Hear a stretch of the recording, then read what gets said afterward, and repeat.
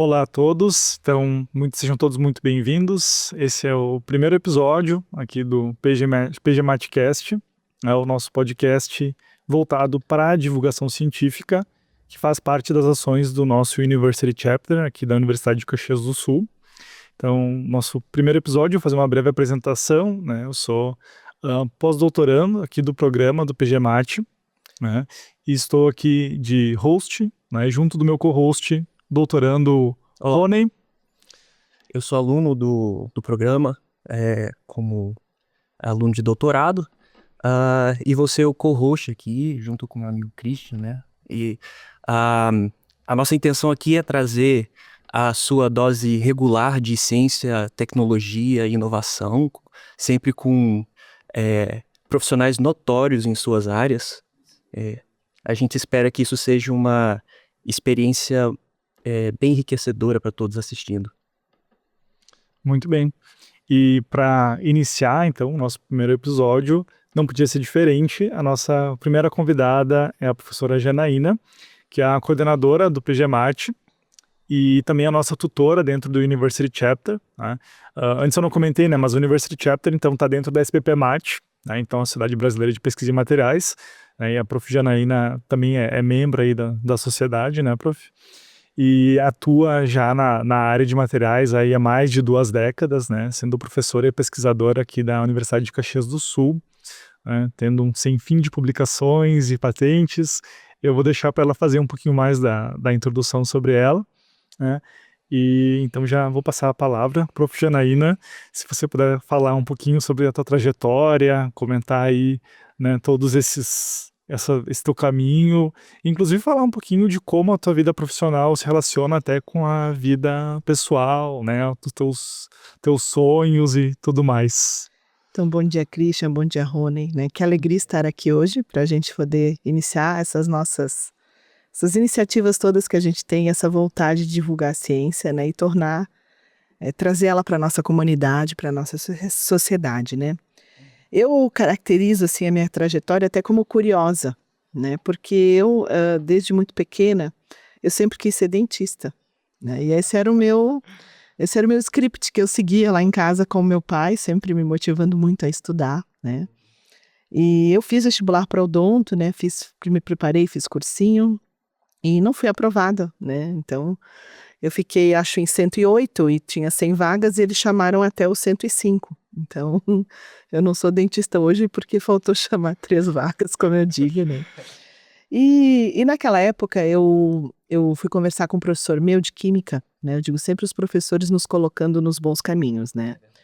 Que eu queria uma segunda opção que de fato eu pudesse ser aprovada, uma segunda opção que fosse válida, não porque lá a gente precisava colocar primeira opção e segunda. E ele me disse, coloca química, eu digo, e eu adorava as aulas dele, né? E daí eu coloquei química e já fui aprovada, né? Fui aprovada para a segunda chamada, que era a entrada de agosto. Mas logo me chamaram para março, ali, já tinha um mês de aula quando eu cheguei, né? Muito motivada pela minha mãe, que falou assim, olha, vai lá ver o que é essa universidade, né? E cheguei lá e o coordenador do curso maravilhoso, né? Me mostrou tudo aquilo, né? Me pegou pela mão, me mostrou as salas, os laboratórios. Eu disse, eu vou ficar por aqui para ver o que é isso, né? E isso mudou completamente o meu caminho, né? No segundo semestre do curso de Química, já veio um outro professor maravilhoso também. Eu fui para ser monitora dele do Laboratório de Química Experimental. E ele disse assim para mim, tu não queres uma bolsa de iniciação científica? Eu tenho para a gente trabalhar com polímeros ali no meu laboratório, no meu grupo de pesquisa, o grupo de polímeros da UFSC. Eu falei, eu quero, eu nem sabia o que era fazer iniciação científica, né? Mas eu disse, eu quero, né? Sempre em busca, assim. Eu tenho essa coisa, essa inquietação. Eu estou sempre buscando coisas, né? Buscando fazer coisas diferentes, né? E, pois bem, a partir dali tudo se encaixou, né? Eu fiz até um segundo vestibular para odontologia para o meu pai ficar feliz, porque eu não podia desistir assim do primeiro, né? Botei química na segunda opção de novo, que me dizia assim, se tu reprovou em alguma disciplina, limpa o currículo, né? Mas eu não tinha reprovado em nenhuma disciplina no primeiro ano, né? E já estou aí há 31 anos agora, né? Nessa área de polímeros, dali eu não saí mais. E me apaixonei daí por essa área, né? E ali, claro, naquela época a gente não buscava, assim, como eu gosto de trabalhar hoje, soluções sustentáveis, conexão com a indústria, era mais curiosidade pelos materiais, né? E hoje eu volto, assim, um pouco mais da minha atuação como pesquisadora e como professora também, né? Para essa parte de sustentabilidade, impacto social, até porque a minha própria atuação aqui na Universidade de Caxias do Sul, que é uma universidade comunitária, nos leva muito a refletir isso. Eu não tive muito isso da onde eu vim, assim, a gente não tinha tanto essa preocupação. Acho que isso é uma coisa que nasceu em mim depois que eu cheguei aqui, né? Essa preocupação que a gente tem, né? Então eu acabei unindo, né, o propósito com a profissão nesse viés aí, né? E 31 anos, como eu brinco agora, né, o Christian disse 2 décadas, assim, como pesquisador aqui, são 23 anos, mas nessa área de química e de polímeros já são 31 anos. E legal como a iniciação científica, ela molda, né, a nossa trajetória científica, né? Eu também comecei no IC e meio que aquilo foi o que moldou a minha trajetória acadêmica, assim. Claro que não é a gente não pode dizer assim que é o que vai definir a gente, mas para nós que já estamos aí e quer seguir, que tem esse intuito, eu acho que já é o primeiro vínculo, né? Eu diria que é onde você adquire a cultura de pesquisador. Entende o que é publicar um trabalho, que é ir para o congresso. Não, e hoje, assim, eu percebo que a educação, ela evoluiu bastante nesse sentido, assim, que hoje as escolas, na nossa época, assim, na nossa época, não sou tão velha, eu tenho 49 anos, mas assim, a gente não tinha essa coisa das mostras científicas, como hoje a gente recebe os estudantes das escolas para desenvolver os projetos com o nosso auxílio na nossa infraestrutura. E a gente tem as bolsas hoje para ensino médio, iniciação científica no ensino médio, né? Então eu vejo assim como que hoje, para essa molecada, para essa meninada, já está vindo mais cedo. Isso eles têm muita curiosidade. E quando a gente vai nessas feiras, assim, para ser avaliador ou para visitar, é fantástico, assim. Muito bons, né? Muito bons. Isso é muito... Então, assim, hoje está começando mais cedo, que bom, né? E a gente tem que continuar nesse caminho, né? O que eu queria comentar sobre a trajetória da professora, né, é que às vezes a gente não tem tão esclarecido quando você é mais novo, tá nesse processo de vestibular. Eu acho que é importante a gente seguir as nossas ferramentas e não necessariamente os nossos sonhos, né? Então é uma coisa para se pensar, para esse pessoal que tá vindo fazer vestibular agora, daqui a algum tempo, tal. A gente segue as nossas ferramentas e a gente também vem a gostar daquilo que a gente faz. E aquilo que a gente faz bem. Exatamente, Rony. Eu tinha instituições privadas ali na minha região, né? Eu sou de Florianópolis, eu fiz a minha formação ali. Mas a minha única opção era estudar na Federal. A minha família não tinha condições.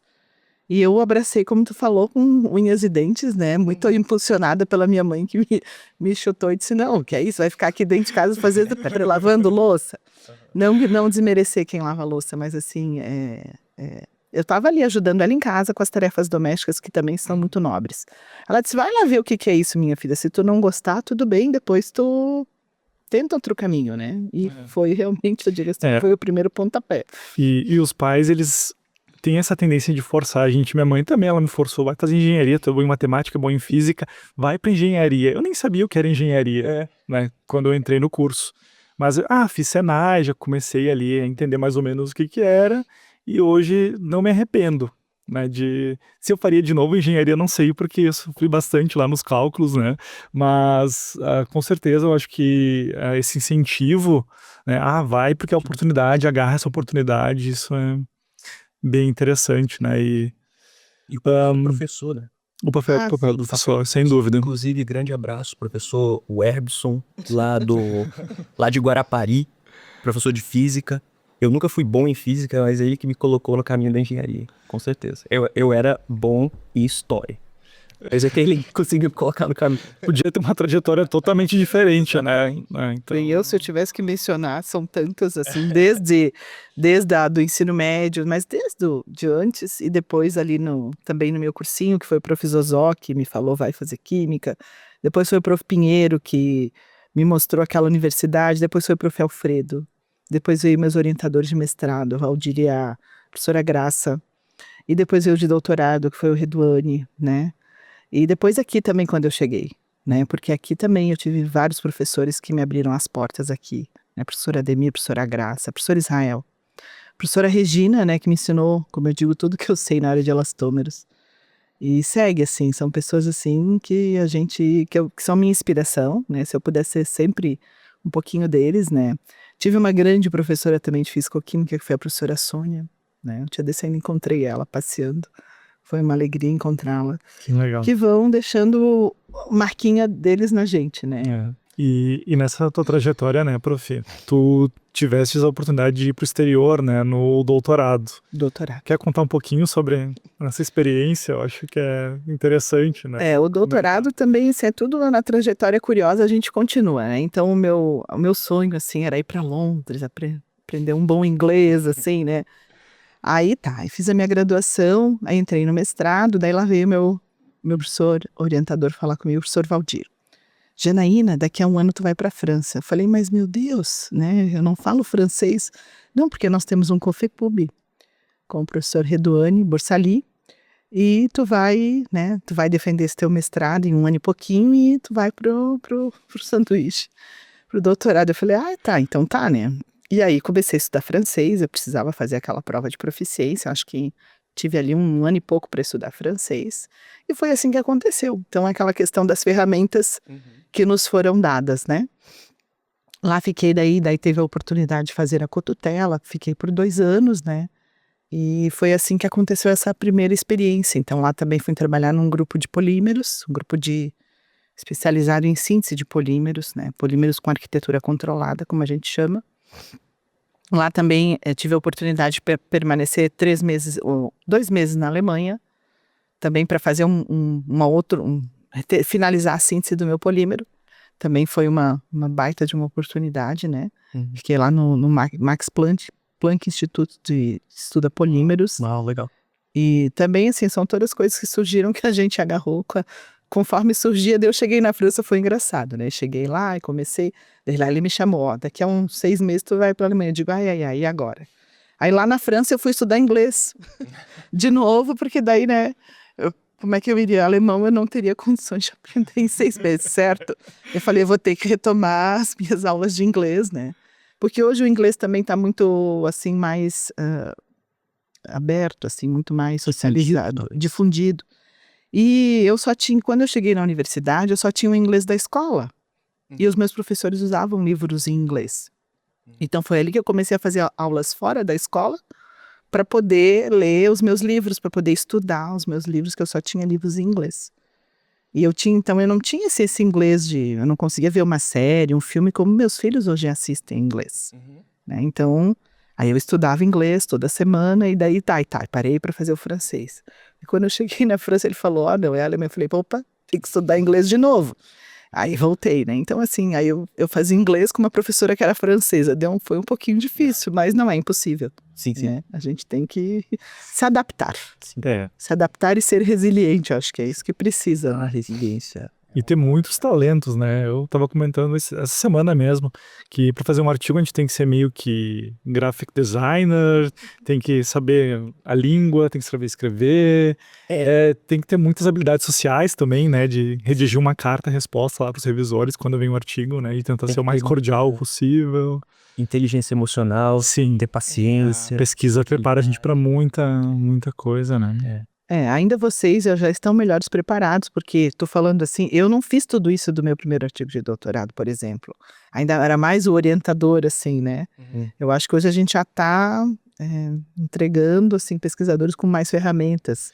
Eu fui fazer um gráfico abstract depois que eu era pesquisadora, eu fui responder uma carta-resposta depois que eu era pesquisadora de um revisor. Antes era sempre o meu orientador, ainda que o meu primeiro artigo ele foi pelo correio, né? Não tinha também essa facilidade, né? Envia hoje, amanhã está em revisão. Ele foi pelo correio, a gente preparou, imprimiu as 3 cópias, que precisavam enviar 3 cópias com a carta, para eles poderem mandar para os avaliadores. Isso aí eu estou falando de 2000 e... Eu cheguei lá em 2000, eu voltei para o Brasil em 2002, eu estou falando de 2001. Não é tanto tempo assim. Quando você fala assim, professora, eu não consigo deixar de pensar, assim, ou ter a impressão que parece que o perfil dos alunos de pós-graduação, e especialmente de doutorado, é o perfil de pessoas que estão sendo mais independentes durante o processo de doutoramento e tal. Você acha que isso registra em algum nível? Eu acho que vem daquilo que a gente falou da evolução que a educação teve já desde a formação, desde do pré, do jardim, da educação básica. Eles já vêm com esses projetos mais integradores. Eles fazem teatro, dança. Eu vejo pelos meus filhos, né? Eu pude acompanhar, assim. Então, é diferente da nossa formação, que era um pouco mais engessada. Eles são, assim, mais livres para optar também, né? Às vezes não deixando o pai e a mãe tão felizes como eu queria fazer com o meu, entendeu? Mas, então, eu acho que isso dá essa... E a gente também está sempre incentivando. Eu acho também que como a gente foi, assim, forjado diferente, eu pelo menos procuro imprimir, assim, procuro trabalhar de uma outra forma, sempre incentivando e para desenvolver ao máximo, assim, o que a gente consegue das habilidades, né? De um doutorando, de um pesquisador, de um pós-doutorando, né? Que chega aqui pra gente trabalhar junto. Vai lapidando ali as habilidades. Exatamente, as melhores, né? E as piores a gente vai trabalhar, como tu falou, a questão da inteligência emocional, que precisa trabalhar. Sim. Essa é bem importante. Não, e além de tudo, né, tem uma outra profissão que é ser mãe, né? Sim. Tem que conciliar todos esses aspectos, né? Que isso é a mais difícil. E a mais importante também, né? A mais difícil, a mais importante, com certeza, com certeza. Que legal. Prof, então tu és coordenadora, né, de um programa nota 6, um programa de excelência, né, de acordo com os critérios da CAPES. Como é coordenar um programa de excelência e como você enxerga o futuro da pós-graduação no Brasil e talvez até no resto do mundo? Então, gente, eu tô assim nesse programa há 22 anos, né? Desde que a gente fez a primeira reunião para escrever o APCN, para formar para ter esse programa aqui que a gente tem hoje, né? E para mim é uma honra sempre estar aqui, né? E também agora uma grande responsabilidade, né? Essa nota 6 que veio pra gente ali na última avaliação quadrienal, que o resultado saiu em 2022, mas sempre foi o nosso objetivo. Eu lembro lá daquela primeira equipe que alguns professores ainda temos aqui com a gente, outros já se aposentaram, novos chegaram, né? O que é bom também. E a gente sempre nascemos com essa forja, ser um programa de excelência, interagir com as empresas da região. Então a gente fizemos questionários, fomos a todas as empresas daqui, nos dividimos em grupos para fazer entrevistas com os diretores, com as pessoas que estavam à frente, para entender essa demanda da região, né? E essa nota é o esforço, assim, coletivo, em equipe, né? Porque ali a gente trabalha em equipe, né? Sempre foi assim, sempre foi isso, essa questão da equipe. Um grupo que é extremamente dedicado e comprometido, né, de professores, dos alunos, dos nossos egressos também, estão sempre brilhando por aí, né, e também de todos os demais colaboradores aqui dessa instituição, né, os nossos funcionários, os nossos gestores, que sempre que a gente vem com as ideias novas, né, como essa daqui que a gente teve, nos apoiam, nos incentivam aí à frente, né, e eu acho que é isso que faz, assim, a gente hoje poder estar nesse patamar e buscando o patamar máximo, que é a nota 7, né? A gente tá... Logo deve sair esse resultado, a gente tá, assim, bem confiante, né? E vamos aguardar. E a gente baseia, pelo menos aqui na instituição, a gente sempre baseou sempre o impacto na sociedade, na comunidade. A gente sempre aqui fala comunidade pelo fato da nossa universidade ser comunitária, né? A interdisciplinaridade, quando a gente criou esse programa, a gente já queria que ele fosse interdisciplinar, porque a nossa área ainda, a área de ciências exatas e engenharia, ainda não tinha nenhum programa de pós. Então, a interdisciplinaridade era para a gente poder congregar o máximo de pesquisadores que nós tínhamos nessa área para virem colaborar, né? E, claro, nesse patamar que estamos, a internacionalização, que para nós ela veio, digamos, por último no programa, mas já que é algo concreto que já acontece aí já há quase 15 anos, né? Desde o primeiro duplo diploma, que começou lá em 2010, até os mais atuais. Então, a gente vem buscando esses pilares todos que a gente precisa para ter esse programa, nessa excelência, né? E hoje é que a gente precisa, assim, todos os locais que a gente vai, às vezes os encontros para discutir um pouquinho de internacionalização, pós-graduação, né? A gente precisa formar os pesquisadores que sejam capazes de dialogar, né? Que tenham mobilidade, como a gente chama, essa inquietação, eu chamo em mim de inquietação, mas vontade de estar indo, vindo, conhecendo coisas novas e também de resolver problemas complexos que o nosso país enfrenta.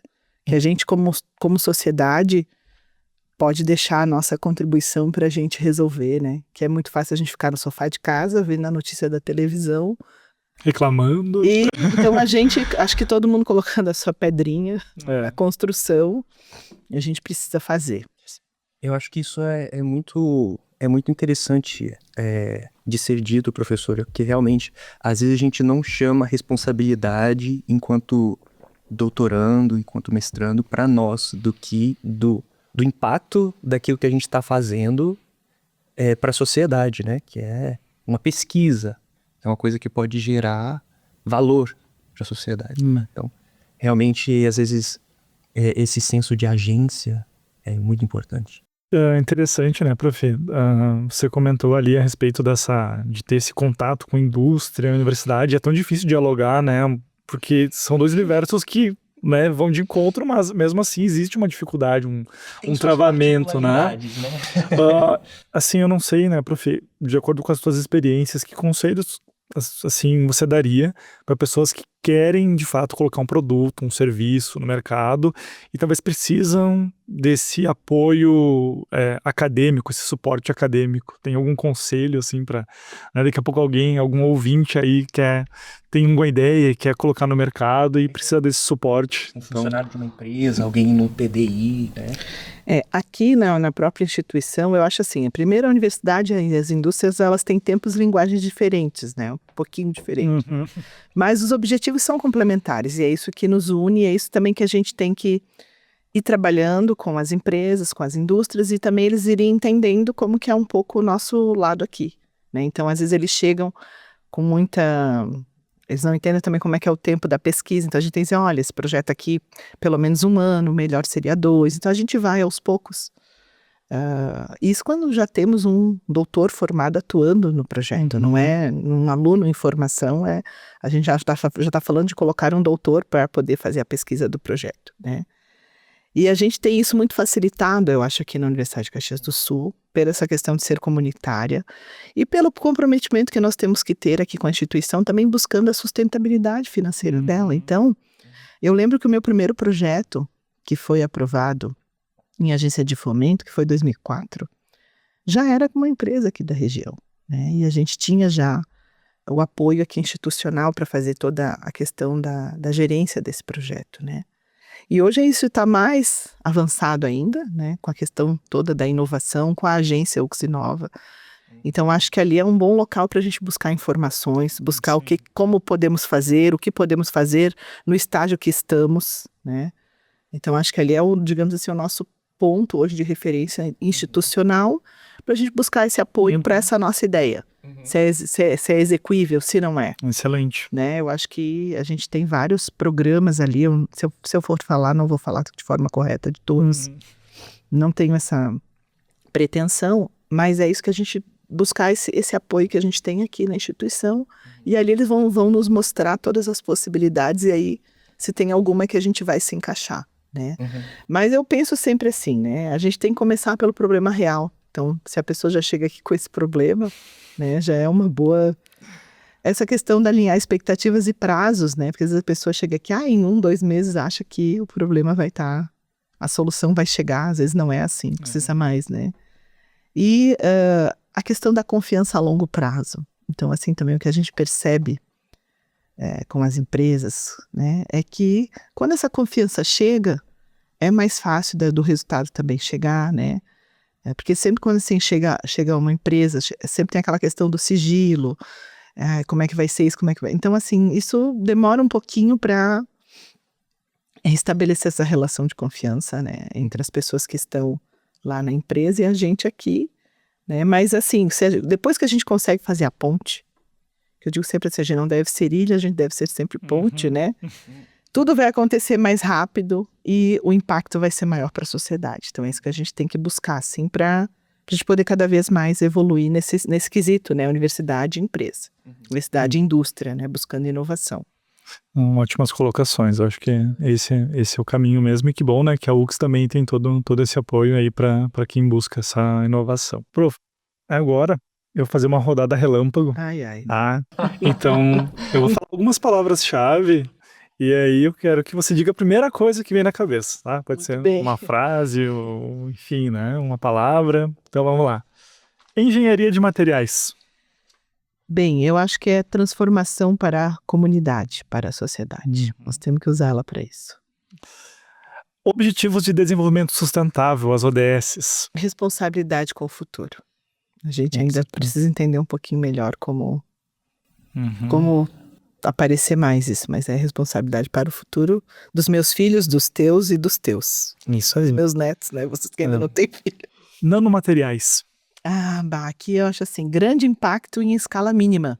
Foi o que eu pensei. Legal. Ótimo. Eu já tinha riscado 3 vezes essa que eu tinha bolado, mas é isso. Grande É impacto isso. em escala mínima. Uhum. Biomateriais. Da natureza como engenheira, né? Uhum. Ela é maravilhosa. Inspiração. Eu mesmo trabalho com a minha borracha natural e ela é fantástica. Acho que essa bioinspiração é o... Eu não digo nem que é o futuro, mas é o que a gente tá vendo já em muitos frontes aí na pesquisa, né? Divulgação científica. Ciência para todos. Às vezes é difícil pra gente, né, também como pesquisador, conseguir colocar em palavras mais fáceis, Uhum. né? Ou de uma forma interessante. E acessível também. E A acessível. linguagem ser acessível. Isso que eu acho que é a grande barreira, né, que É. existe hoje. Mas que a gente tem que trabalhar, gente. Vamos lá. É necessário. Muito necessário isso. Mas acho que a questão da educação, ela tá vindo para facilitar isso, né? A educação tá sendo bem libertadora nesse sentido, né? Então é uma coisa que tá evoluindo. Agora, polêmica. Inteligência artificial. Eu botei aqui ferramenta com um propósito, gente, porque eu acho que a gente não pode ter medo, assim, a gente tem que saber usar a IA, né? Eu agora comecei a me aventurar faz pouco tempo, né? Fiquei um pouco receosa no início, né? E eu acho assim, quando tu tens a ideia, tu tens que ter a ideia e tu tens que também ter o senso crítico para avaliar o que ela te devolve. Uhum. Eu acho que o perigo é aí, a gente primeiro tem que formar o cidadão crítico que vai poder avaliar o retorno. Se a gente não conseguir fazer isso, daí a gente está fadado realmente ao fracasso na parte da IA. Então aí eu acho que é isso que a gente não pode pular essa etapa. Mas é uma ferramenta, assim como quando chegou a calculadora científica, deve ter sido um estrondo à época, né? O medo que a pessoa não ia mais saber calcular. Não sei, imagina assim, né? Os meus profs, eles tinham a reguinha de desenhar as estruturas químicas, onde fazia o benzeno. Eu tinha um professor meu que tinha régua de cálculo. Tipo um ábaco? Isso, então assim, quando a gente tinha que gabarito, desenhar o benzeno nas teses, nas dissertações que eles datilografavam, eles desenhavam. Entendi. E a minha professora de orgânica me mostrou essa reguinha, meu professor de cálculo tinha a régua de cálculo com as bolinhas. E assim, são coisas que vão chegar, né? Eu falei, o meu artigo de doutorado de 2001 foi pelo correio ainda 3 cópias. Olha como que a gente envia os artigos hoje para publicação, a rapidez que é. Então assim, a gente não pode ter medo, a gente tem que, de fato, formar os cidadãos críticos para poder usar ela, que veio para ajudar também. A gente tem que ter essa visão. A gente como professor, a gente fica assim, né, com medo também, porque os alunos vão usar. Isso não é já nenhuma questão de vão usar. E tem Mas que o usar, tá aí pra conselho, usar. assim, o pessoal usem com cautela e com senso crítico. Avaliem o que a IA está devolvendo. Então, eu acho que a IA ela pode ser usada como uma ferramenta para, digamos, facilitar o trabalho, mas fazendo tarefas que tu domina. Então, eu sei de estatística, mas quero uma ajuda da IA ali para ver se está correto. E aí sim, né, ter esse senso crítico de avaliar se está de acordo ou não. Então, é isso, esse é o caminho. Pós-graduação no Brasil. Eu acho que é uma referência mundial, é isso que eu ia dizer, né? Porque, de fato, assim, a gente não vê um sistema assim organizado nesse formato. Eu conheço poucos países do mundo, poucos eu pude ir estudar ou ser professora convidada, mas a gente não vê nada parecido, tá? Então, acho que isso a gente tem que cuidar e ajudar a melhorar. Então, Está aberto aí o Censo da Pós-Graduação, que é uma iniciativa que todos vamos poder entrar e responder. A gente tem que aproveitar, deixar a nossa. E aqui para nós, na nossa instituição, eu acho que é resiliência e excelência. Pelo menos no PPG-MAT é isso que a gente está buscando, né? Essa resiliência nossa está trazendo a excelência agora para a nota do programa. Inovação. Resolver problemas reais, gente. Que é difícil, né? Mas quando tu tem um aluno também envolvido assim num problema, que ele vê o objetivo, eu acho que você forma um pesquisador diferenciado. Né? Então, eu trabalho, a maioria dos meus alunos é sempre resolvendo problemas. Eu não tive muito aquele aluno assim, e é como eu gosto de trabalhar. Mas tem outros pesquisadores um pouco mais acadêmicos, para entender mais a parte da ciência. Então, acho que cada um efetuando da melhor forma possível aquilo que se propõe e que gosta de fazer, ser feliz no que faz, Isso. né? E, por fim, mais um tópico polêmico, entre aspas, né? Saúde mental na pós-graduação. Bem, eu diria saúde física e mental. Física também. E eu explico para vocês, porque para mim a minha cabeça tá sempre boa, gente, mas meu corpo dói. Então, para mim, eu consigo ter aquela inteligência emocional, mas aquilo eu deposito tudo no meu corpo. Então, todas as minhas juntinhas doem. Quando a coisa pega, assim, sabe? Então, eu diria física e mental. E, assim, prioridade absoluta deve ser, né? E é um tema que tá, assim, eu vejo que está emergente, principalmente depois da pandemia. A CAPES está de olho também. A gente esteve ali num fórum Braftec em 2023, em Marseille. E foi a temática do fórum. E a CAPES está muito preocupada. E a gente tem, inclusive, que hoje relatar tudo isso, né, no nosso relatório que vai avaliar o programa, que vai avaliar a pós-graduação brasileira. Quais são os cuidados, qual é o apoio institucional que a gente tem, como é que a gente está tratando disso. Muito bem colocado, prof. Muito legal, né? Realmente, não é de hoje que a gente vê que os estudos e as estatísticas mostram que a incidência de depressão e, enfim, transtornos mentais entre pós-graduandos é entre as maiores, né? Se não a maior, então é um ponto de se observar. Temos que cuidar dos nossos pós-graduandos. E ainda que saiu que no Brasil, né, tem todo um estudo que diz que também no Brasil ainda são os mais felizes. Saiu um estudo, né, eu vi lá no LinkedIn, o professor Sandro Amico que colocou lá o link. Grande professor. Então, assim, os nossos ainda... Porque tem essa questão do apoio da CAPES, que a gente não né? É verdade. Então, assim, ainda que, né, e tem, assim, eu acho também uma relação professor-aluno, de orientador-estudante, diferenciada aqui no Brasil. E eu acho que essa relação impacta muito o desempenho e a saúde mental do... Isso, exatamente, a questão da estabilidade emocional para seguir, né? Porque problemas a gente vai encontrar todo dia, é a forma como a gente busca a solução que vai ser o diferencial de cada um. Se eu ficar sentado e reclamando, se eu disser não, posso ir ali, posso ir lá, né? Inclusive, pessoal de recursos humanos aí, entendeu? Vocês querem uma pessoa resiliente no teu ambiente de trabalho, contrata uma pessoa com doutorado, porque isso daí Passou umas poucas e boas, né?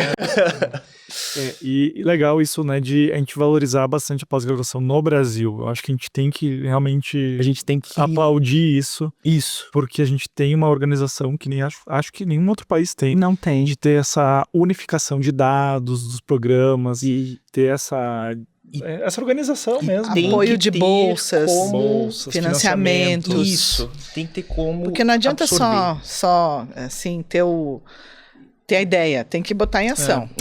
A gente sabe que não é perfeito, tem não, espaço para melhorias como tudo. Perfeito? Mas, exato. Mas eu acho que a gente tem que valorizar mesmo a pós-graduação no Brasil e claro, todo o apoio da CAPES, CNPq e demais órgãos aí estaduais que auxiliam, né? Isso. E agora, prof, vamos entrar um pouquinho, vamos afunilar um pouquinho a conversa, né? Falar mais especificamente de pesquisa, né? Então, você esteve envolvida em diversos projetos, como você mencionou, e o Cristian também. E Você coordena um projeto com nanomateriais de quitosana para combater o mosquito da dengue. Olha que interessante. Como funciona essa tecnologia e qual é o impacto esperado? Então, gente, assim, essa questão da quitosana e da dengue não sou eu que coordeno primeiro, assim, é um projeto que uma egressa minha coordena, uma egressa nossa aqui do PPG-MAT, Uhum. que é a professora Larissa, que hoje está na UFSC, né? Sim, sim. E ela nos convidou gentilmente para colaborar e a gente, por óbvio, embarcou, né? Porque é uma aluna que fez uma linda trajetória aqui na Universidade de Caxias do Sul, é na sua egressa da graduação, do mestrado. E eu acho assim que até, não sei que eu não conversei com ela qual foi a motivação, mas eu sei que na família ela teve problemas de pessoas que tiveram dengue, foi muito sério. Uhum. Eu também tive meu irmão com dengue, né? Quando teve aquele boom ali no Brasil, e eu acho que deve ter sido ali o que motivou a professora, né, a querer fazer esse projeto e nos convidar para ser colaboradora. Eu e o prof. Marcelo estamos aqui pela instituição. E a nossa parte ali nesse projeto, né, a parte do professor Marcelo, é trabalhar com a síntese verde de nanopartículas que serão incorporadas nessa quitosânia. A ideia é que esse material possa ficar nos ralos, né, Que legal. e aí, quando a chuva vem, isso vai sendo liberado na água para matar o mosquito ainda no processo da larva, né? Eu estou procurando uma brecha para contribuir também, né? Então, assim, eu ainda a minha inquietação está procurando a brecha. E esse último congresso que eu estive ali em Bogotá, eu tinha um stand que eles trabalham com látex de borracha natural e eles não estabilizam com amônia. Tem outros 2 estabilizantes e eu estou buscando um material para aplicar numa área que eu gosto muito, que é a área de materiais antimicrobianos para a área da saúde. E o látex com amônia tem ficado muito citotóxico. Então eles estabilizam o látex de 2 outras formas, quando extraem da árvore. E desse látex sobra um soro, Uhum. né, que eu até então nunca trabalhei. E aí ele estava me contando que esse soro tem uma substância química que ela é o repelente natural da árvore, para formigas, Olha que legal. Daí eu falei, o senhor, não sou gaúcha, gente, mas já tô com meu enraizado. Eu falei assim, então o senhor consegue me mandar essas amostras? Porque nós estamos com esse projeto do mosquito. E eu gostaria de pegar, então, colocar esse repelente natural na quitosana para ver como é que vai ser isso com a Aedes. Então, assim, é um projeto que tem aí 1 ano. Nós temos aqui um doutorando do professor Marcelo, então, nessa parte da síntese verde, ele vai usar hortênsia para fazer a síntese verde. E eu ainda não tenho nenhum aluno, mas eu tenho ali um grupo da escola que já me procurou para o ano que vem. E aí eu disse, vamos fazer esse projeto, então, com o soro, que esse soro hoje é descartado. Vamos ver se ele tem realmente, de fato, esse repelente. Então, eu gostaria de contribuir ali nesse projeto, nessa linha, assim, desse repelente natural, colocar nesse material quitosana que o grupo já trabalha, que também quem trabalha é o professor Marcelo e a professora Larissa. Eu nunca trabalhei com a quitosana, que também é natural, e vamos ver o que vai dar. Que legal, professora. Uma coisa que eu achei bem interessante é que isso volta para a sua fala anterior da importância da mobilidade Sim. né? Você foi num congresso, acho que em Bogotá, não é isso? Isso. E veio essa solução para um projeto pré-existente. Então isso é muito interessante. Veio soluções aí para outros projetos, né? Um projeto que a gente está tendo problema com a amônia, então ele vai me enviar tanto o látex A e B, que ele tem 2 estabilizantes distintos e mais os 2 soros. E aí vai abrir aqui novas portas para os nossos projetos. Látex é difícil, né, prof? Látex sim, mas eu até tentei trabalhar eu não com ele vou abandonar. esse ano, mas talvez eu volte. Eu não vou abandonar, tá chegando esse látex novo aí para nós, sem amônia, vamos ver se vai abrir aí um campo novo para nós. Prof, seguindo nessa ideia dos materiais antimicrobianos, né? Durante a pandemia, o seu grupo desenvolveu materiais antimicrobianos aplicados em máscaras e curativos. Quais foram as principais lições para o seu grupo a partir disso? Então, esse projeto da máscara, nós fomos procurados aqui pela empresa da região, né? Eu poderia ter trazido a máscara hoje, a gente já tem a máscara montadinha, a patente também já está protegida do material, né? E então eles tinham aí submeteram o projeto a uma chamada, um edital, obtiveram um recurso e nos convidaram então para a gente fazer o elemento filtrante dessa máscara, né? Que então a gente desenvolveu uma fibra de poliamida, já com nanopartículas, né? Que era para, no caso, essa fibra filtrar, e o Covid, durante esse processo de filtração, a gente já ter a mortalidade do vírus, né? Então a gente fez todos os testes de citotoxicidade, bactericidas e também o teste viral, né? Que a gente trabalhou com um parente do coronavírus para poder validar o produto, então, né? Isso teve um doutor trabalhando e uma aluna de doutorado que faz um mês que defendeu seu doutorado. Também foi um projeto que contou com a parceria da Irlanda, da TUS, onde essa aluna ficou 2 anos e tem hoje uma dupla diplomação, né? Então é um projeto que foi uma empresa aqui da região, financiamento de um órgão de fomento brasileiro, mais a Universidade de Caxias do Sul e mais uma universidade do exterior.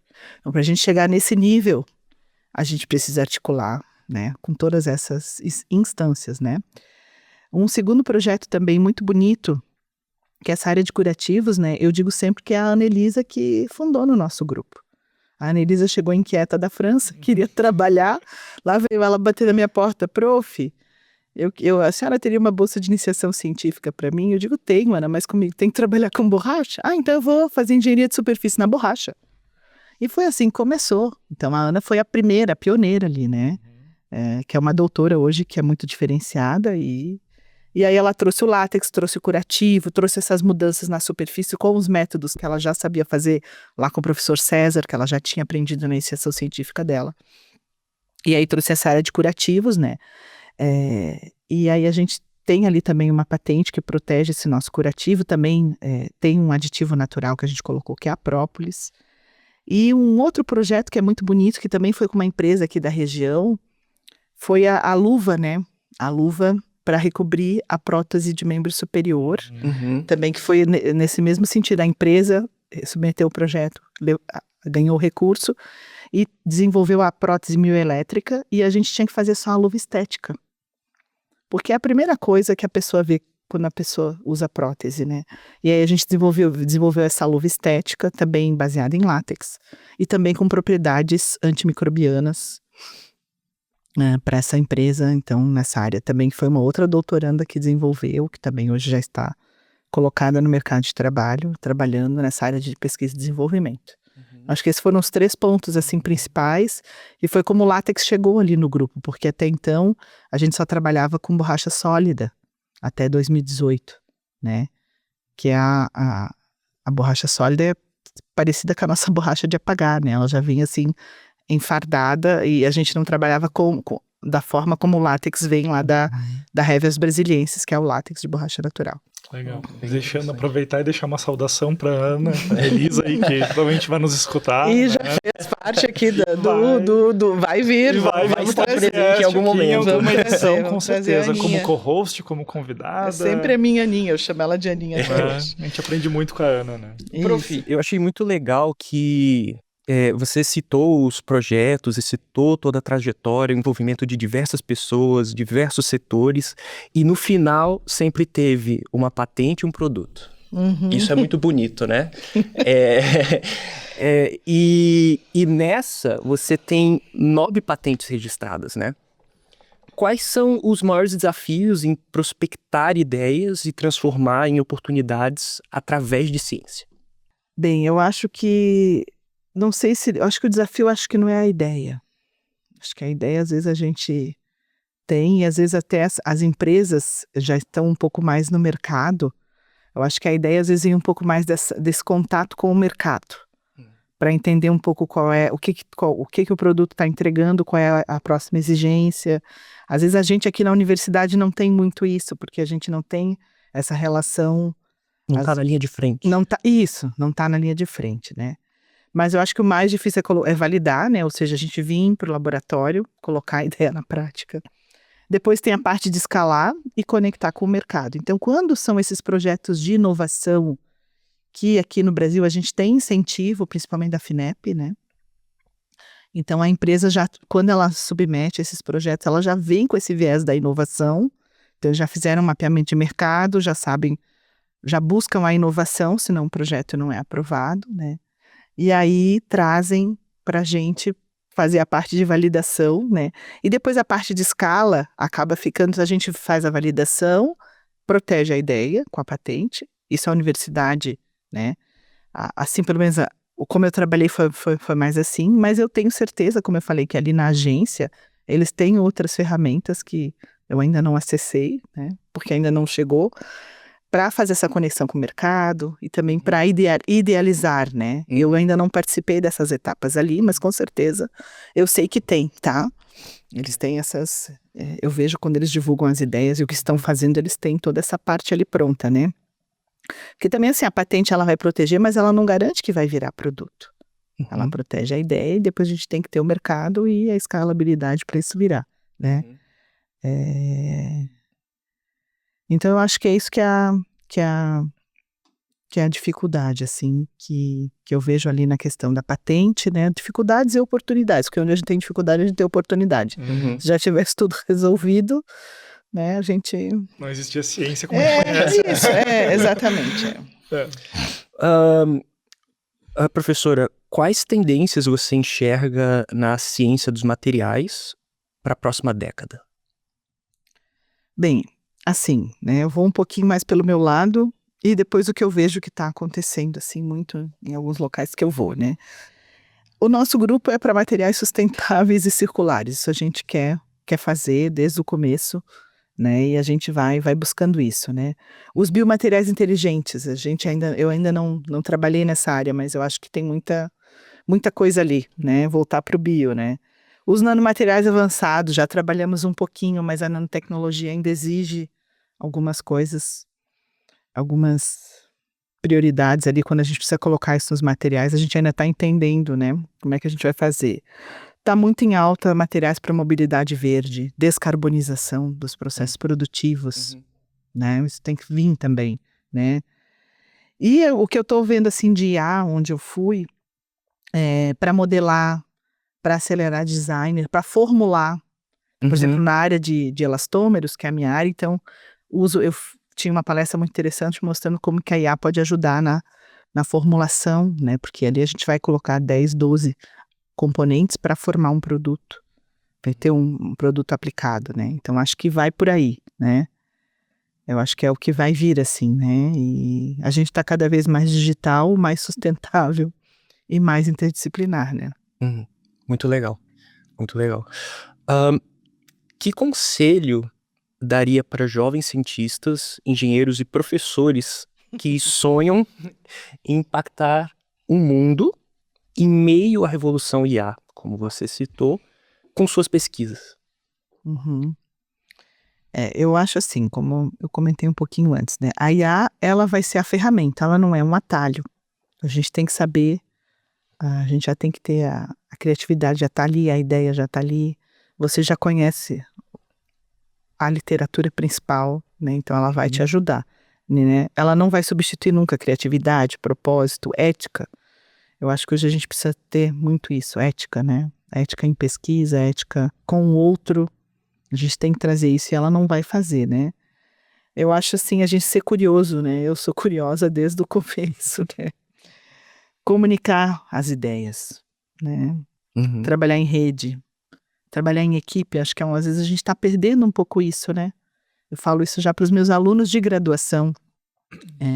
Nós temos um perfil diferente aqui de alunos de graduação, eles trabalham durante o dia, estudam à noite, e aqueles momentos, assim, que nós íamos para a biblioteca, sempre que a gente tinha uma brecha entre uma aula e outra, a gente ia para estudar todo mundo naquela mesa grande da biblioteca, né, para buscar artigos no Comute.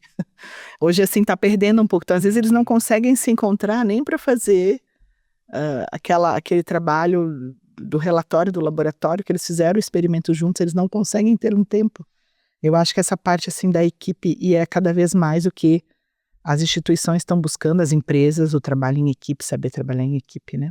Aproveitando um pouquinho, né, prof, dessa parte de trabalho em equipe, pelo menos assim, da nossa área ali de engenharia de superfícies, os melhores trabalhos, ou digamos aqueles que são mais citados, são aqueles trabalhos que tem lá 10 coautores, que Cada é um um trabalho multidisciplinar, um trabalho feito em equipe, que foi pensado ali por todos, e cada um deu sua contribuição de alguma forma, né? Então, eu acho que esse trabalho em equipe, de a gente ter esse contato, essa troca, é bem importante. e eu acho que esse também é o trabalho de coordenação, né? Que eu digo assim, de coordenação ou de gestão dessa equipe.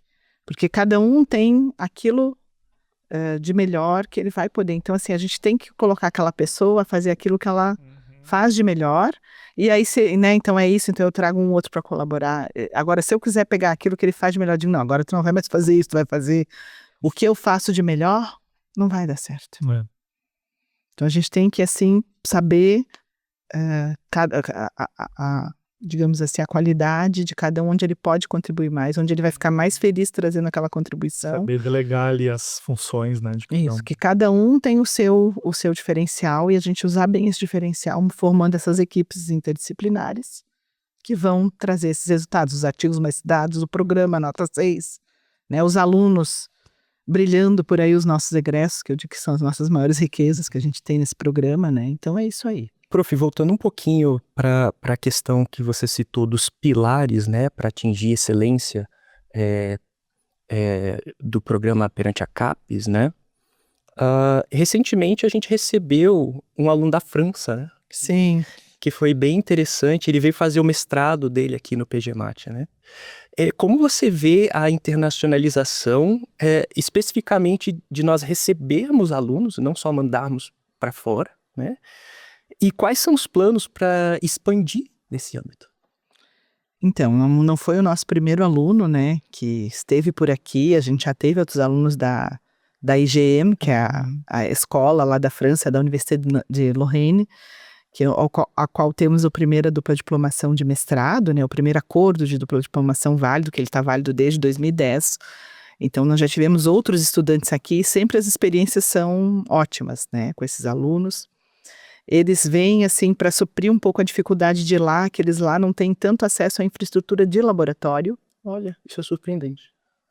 Porque a universidade lá, ela não tem, assim, um campus como temos aqui, né? Então, é o que os alunos gostam daqui, que eles podem fazer, ir ali na Hidro, tem o local para correr, tem o RU, tem o supermercado aqui no bairro, é tudo, né? E lá não tem muito isso. Lá são prédios de escolas, né? E tem os institutos de pesquisa que às vezes não são tão próximos desse. Então, o que eles gostam mais é de desenvolver essa habilidade em laboratório aqui. Eles têm, claro, as aulas práticas lá por um. Então, eles vêm para desenvolver essa parte sempre dos estágios em laboratórios, estágios de pesquisa aqui, né? E alguns gostam tanto que fazem dupla diplomação, né? O Axel foi o segundo que dupla diplomou, mas nós já tivemos uma estudante anterior que foi a Solveig, né? E da Irlanda, ali a dupla diplomação de doutorado são mais brasileiros que acabaram indo para lá. A gente ainda não recebeu nenhum irlandês, né? Mas temos, assim, 2 brasileiros que iniciaram lá como um doutorado lá e aí conectaram aqui com a gente. Também tivemos 2 brasileiras que eram estudantes nossas e foram para finalizar lá. Então, nós já tivemos também esse retorno de estudantes da Irlanda, que apesar de serem brasileiros, tinham financiamento do governo irlandês e que também vieram dupla diplomar aqui com a gente, né? E deu certo, né? E agora, assim, o que a gente está buscando é expandir, claro. E eu sempre digo que para expandir a gente precisa ter os alunos motivados, porque todas essas colaborações, elas nascem da vontade de um aluno de, agora eu vou lá no grupo tal, lá nos Estados Unidos, eu vou na Alemanha, eu vou aqui na Argentina. Agora temos a Jennifer que está na Argentina, né? E geralmente ela inicia com essas oportunidades que o PDSE traz, que é aquela bolsa de doutorado sanduíche no exterior, onde o aluno vai ficar um tempo, porque assim, a gente precisa ter um viés ali que vai conectar, né? E aí depois, se o aluno chega lá, se ele se identifica lá com o programa de lá, ele matricula lá, daí a gente já consegue viabilizar, primeiro, um acordo geral entre as instituições, que a gente chama de acordo guarda-chuva, que prevê essas mobilidades, essas trocas. E em um segundo momento, se o aluno consegue ir para a dupla diplomação, a gente daí faz um aditivo que vai regrar essa dupla diplomação. Ele vai ter 2 diplomas de fato, um diploma brasileiro e ele também tem um diploma, digamos lá, da Irlanda. E da França também, ele tem um diploma brasileiro e um diploma lá na França. Então, acho que hoje, assim, essa expansão ela passa também pelo envolvimento dos nossos alunos, né, de quererem ter essa vontade de ficar um tempo no exterior. Acho que isso a gente vem vendo assim um pouco de diminuição depois da pandemia. A gente tem que motivar isso, né, incentivar, porque é ali que vai começar assim o projeto em comum, ali que vai começar os contatos orientador daqui, supervisor de lá, né, e ali que vai poder motivar essa expansão, né. Mas a gente tem assim boas parcerias fora, com várias instituições, que a gente pode enviar os alunos. Agora a gente precisa dos alunos também capacitados no idioma, porque a CAPES exige essas coisas e tem que exigir mesmo, né. A gente também poder colocar os desafios, né, para a gente poder expandir a rede. Mas a gente tem a América Latina, próprio Estados Unidos, a Europa toda, assim como um todo, a gente tem parcerias que possibilitam hoje, e as que não tem a gente também cria, a gente escreve, a gente se apresenta e a gente consegue também viabilizar. Muito legal, professora. Bom, a gente está chegando no final do nosso tempo, né? Professora, foi um grande prazer receber você aqui. A gente é muito grato pela oportunidade também de estar fazendo isso. E antes de encerrarmos, então, você gostaria de deixar uma mensagem final para os ouvintes? Então, primeiro agradecer o convite, né? Agradecer a disponibilidade de vocês em retomarmos esse projeto bonito que é o C-Chapter, né? Ele estava um pouquinho ali com a pandemia, ele se perdeu um pouquinho, mas de tantos desafios que tínhamos na pandemia, depois ele ficou um pouco esquecido. Então, fiz um chamamento ao Christian de vir novamente, a gente resgatar isso.